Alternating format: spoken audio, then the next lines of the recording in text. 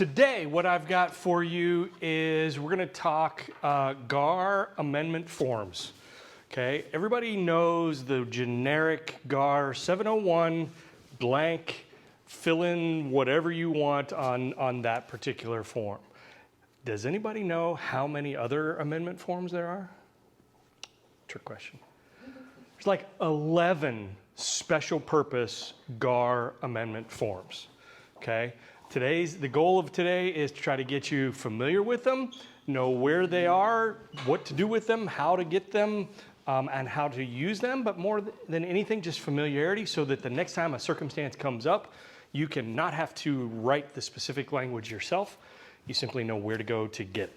Okay? Sound like a good plan? So as a review, there is the one generic blank form and the 11 special purpose forms.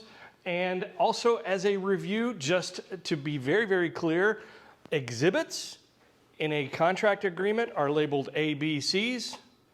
Amendments are 1, 2, 3. Okay? And it has to be sequential. I personally Karen had to hunt me down in the last couple of weeks because I did an amendment at the same time my co-op agent was doing an amendment. We both labeled it number 1 because in both of our minds it was number 1. Now you've got 2 amendment 1s, and it begs the question to the closing attorney and the people that are in charge of this and the brokers, what's going on? And she was telling me just a few minutes ago about another situation where there was 1, 2, 3, and then it went to 5. And everybody was like, well, where's number 4? So they actually had to do an amendment 7 to say that there is no number 4. Okay? So those are the kinds you got to think about, the things that you got to think about and keep in mind as you're doing these. All right, so everybody should be very familiar with the GAR 701, the very generic amendment to agreement.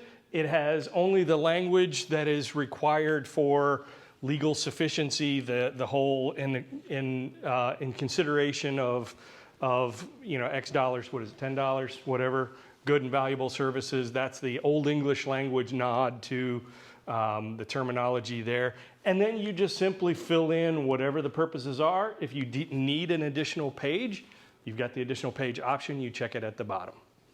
Okay? This is a great form if you have to do multiple things, like change the sales price and change the closing date all at once. Okay? This is one option for you. There are others, and we'll talk about those. Okay? The next one, and these are going in sequential order of the GAR number. And if you ever have any question about, is there an amendment that covers this, or is there a topic that covers this, I am such a huge fan of the search bar, word search bar within Remine. You got an issue with termite, you type the word termite, and you'll get every single document, every single piece of special stip or language that deals with termites. Same thing for amendments, just put an amendment and scroll down through the list. The amendment to address concerns, everybody else should be very familiar with, pretty obvious on that one. Notice that it does have special language about the due diligence period, whether it ends or continues. And that's one example of something that is very special purpose that wouldn't, if you just put it in a generic amendment form, you might not include that language in it. So it's a good example of why we use these when they're available. Okay? Let's talk about some more obscure ones, like the amendment to remove a contingency agreement. The contingencies listed below, the number of which correspond with a paragraph in the agreement referred to above, is hereby removed, made null and void and no longer a part of this agreement. So you would use this if you had finance contingency that you've cleared to close and you want to make sure you're documenting that. Appraisal contingency, again, you would want you could use this to document that sort of a thing, okay? If you had a sale contingency, you could use this form, but there's a special one that we're going to talk about here in a minute that you could use for removal of that. Any questions on this? Is there an actual benefit to documenting, like, whenever contingency ends? I mean, is that? It all depends on your situation and the deal and the co-op agent and how some more documentation is sometimes necessary. It's not always necessary, but it could be. Okay. If you've got somebody that you're dealing with that they're schmarmy and you just don't trust them or whatever, this is a great way to solidify all of that. Okay. Amendment to the due diligence period. Holy smokes. In this market, seller's market, when people are putting down 3 days and all of a sudden you need a couple extra days because you got an inspector coming in, I see all the time amendments on the generic form. Due diligence period is extended to X. Well, that's great, but there's also some additional language in here: the time, the date. All parties agree to that everything else remains the same. That's language that should be in there, and if it's purpose built for this, why not use it? It makes it so much easier for you. You don't have to write the stuff. You don't have to think about it from a legal mind. You just plug in the blanks. Okay? Amendment to the sales price. Okay? We all do those all the time. The amendment to the sales price makes it a lot easier. I always thought, and for the first probably 2 years of my career, I thought this was only used when you had an issue with the appraisal because of the language right there in that paragraph. In the event that the amendment to the sales price is pursuant to an appraisal contingency, here's the steps of that. It can be for that purpose. It doesn't have to be for that purpose because it says in the event that the amendment. Say you do your amendment to address concerns and you've agreed to a $4,000 reduction in the sales price. That has nothing to do with the appraisal contingency, but you can still use it to document the new sales price right there. Okay? And when you do this, the remainder of the buyer's appraisal contingency either stays in effect or is eliminated. Again, that's language that if you were to just write it on a generic form, you may not include that kind of language, and you probably should. Okay? Amendment to change closing and possession date. Again, this is one we use all the time or could be using all of the time because I see it on generic forms. Closing date is now, March 15th instead of 13th. But you might want to make sure you're including language in here like the right to extend the closing date is the 8-day right to extend the closing date. Is it still in effect, or are you surrendering it at this point? If you're a buyer, you want to have that 8-day. Okay, and if you just did this on a generic form, you may miss that opportunity to make sure that you specify that you still want that 8-day unilateral. Okay? Can you use this form and use up 2 of the 8 days and still have 6 days available? If it's an 8-day unilateral extension, but you're only going to use 2 of the 8 days? A unilateral is used regardless of you only need 2 days. So here's the philosophy on extensions, unilateral extensions to the closing date. It's kind of, think of it as unilateral is your nuclear option. You want to try conventional warfare first.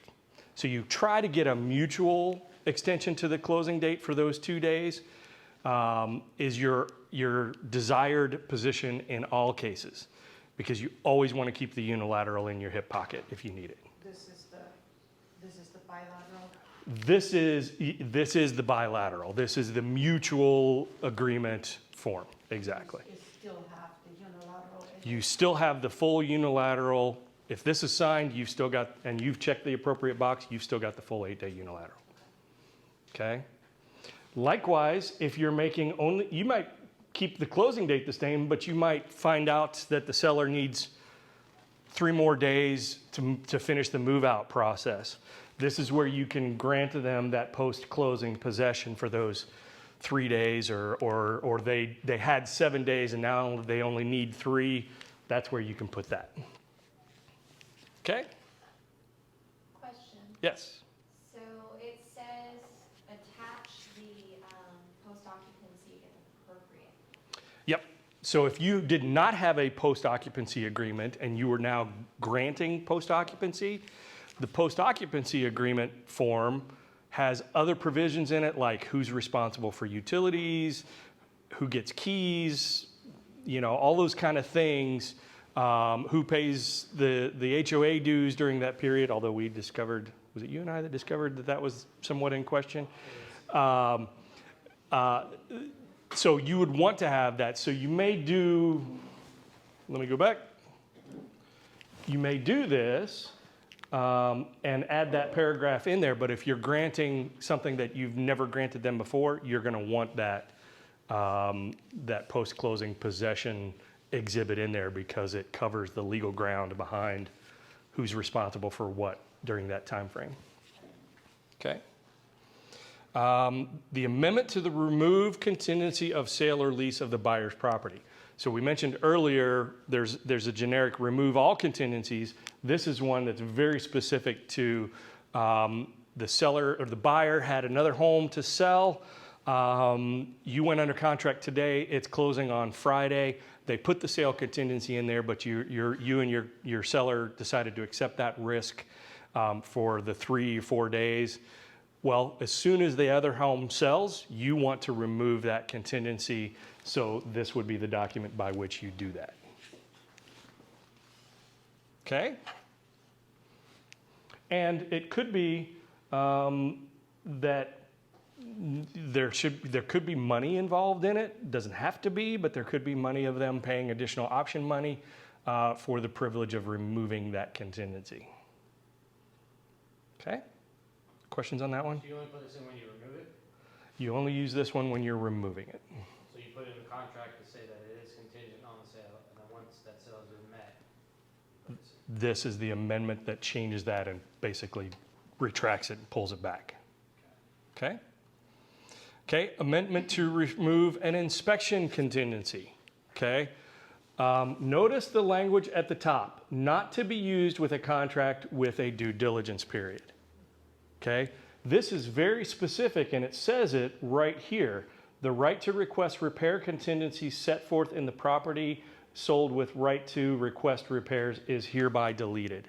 So this is the one document that you use when you've used the property sold with right to request repairs. Okay? So instead of an amendment to address concerns, you would use this one. And it says seller agrees to repair or replace the following, work in a workmanlike manner, all of the things that you're requesting the repairs for. Questions on this one? Okay, amendment to authorize buyer to make repairs and or improvements prior to closing. What are your thoughts on this one? I don't like it. Trevon, what did you say? I mean, if it's, so I have a situation where an investor wants a livable place for him and his newborn, so that would work well Okay, for that situation. why don't you like it, Amy? If the sale doesn't go through, they're out all of the money. Valid point. Absolutely, Ami. I was gonna say, why would they do that? Why not do it after? Take your time and do it, get the money from the seller if that's the thing. I agree with you. I would not be a fan of this. If I was the listing agent, I wouldn't want to do this. If I was the buyer's agent, I wouldn't want to do this simply because of the liabilities associated with it, just as you pointed out. But it's nice to know if you ever need it, there it is. Are there instances where this could make sense? I'm sure there are, off the top of my, like Trevon's situation, maybe. But like, say they wanted to like renovate it or fix up the kitchen, wouldn't that be a reason that they like don't want to get in the house until? Oh, but I guess you do that after closing. But Yeah. what if they want it done I mean, if they're in pressed for 3 time. weeks of a gap? Yeah, if there's a time demand. I can see that. Yeah, I mean, there's some circumstances associated with this where it might make sense The reality of it is, I mean, I've been doing this a long time. I've never used it. Okay? If you have a situation, I mean, I'm to the point where I don't even recommend that the buyer park the moving van in the driveway on the day of closing.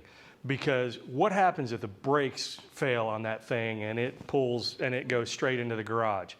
Who's liable at that point? Okay? I have a closing on Thursday, and the client asked me, do you think it would be okay if I put my dogs in the house before I go to the closing? Nope. Sure don't. Contractually, no, I don't think it's okay. Yep. So is there a way to kind of protect the buyer's like investment to the house, like with that? Like could they say if it doesn't close, the seller owes the money? I think that would be an appropriate conversation to have. Is there a specific form to cover that? Probably not. But it would be an absolutely appropriate conversation to have. To say, okay, who's responsible for the repairs that are being done if for some reason it doesn't close? That's when you would take on the brokerage team here, our closing attorney partners, to help us to draft the language that makes sense for something like that. Okay? All right, amendment to brokerage engagements. Okay, this is another great one. You're working with a client. They've signed a BBA for 3%, okay? They end up finding something that it is, I'll give you my circumstance recently, 1.5%. I said, sorry, can't help you with 1.5. But I gave them a deal, and we reduced it through coordination with the brokerage team to 2.5. I did an amendment to the brokerage agreement and checked the box for the exclusive buyer brokerage agreement, changed the commission, the buyer's commission from 3% to 2.5. Everybody's happy. And this is the document that you do. So this is not an amendment to the contract, this is an amendment to your brokerage agreement. Okay? Here's one I've never used before, but it's nice to know it's out there. If you're doing a new construction deal, 99% of the time, this is not going to be done by you. It's going to be done by the builder's agent. But if you're dealing with a local yokel builder that uses GAR documents, they're few and far between, but they're out there. This would be how you would document a change order, and the language is there, and there's an entire form where you could document. The buyer is selecting the upgraded granite countertops at an additional cost of $1,200. Boom, boom. Okay? Love this one. Binding agreement date confirmation amendment. Okay? If anybody's ever worked with a co-op agent that you didn't feel like they either knew what they were doing or couldn't be trusted, or there was just some confusion as to when something was signed and when it went binding, do this document, send it over. It clears up any confusion to it whatsoever. Okay? What's the other circumstance where this form might come in handy? Trick question. Okay, if you do a backup offer, a backup offer is a fully executed, documented, signed agreement. It just doesn't have a binding agreement date yet because it hasn't become the primary. When a backup offer is triggered to be the primary offer, the listing agent who has accepted the backup offer will do a notice and send this document over saying, your backup offer is now the primary, and the binding agreement date is March 15th, which then starts the clock on whatever due diligence period, whatever financing and appraisal contingencies were in your backup agreement. Clear as mud? Okay. That's all I got for you, folks. So that's familiarity, it's language, it helps you to find something to use in your daily activities. They're out there. You now have the knowledge. Now let's go use it. All right. Everybody have a great day.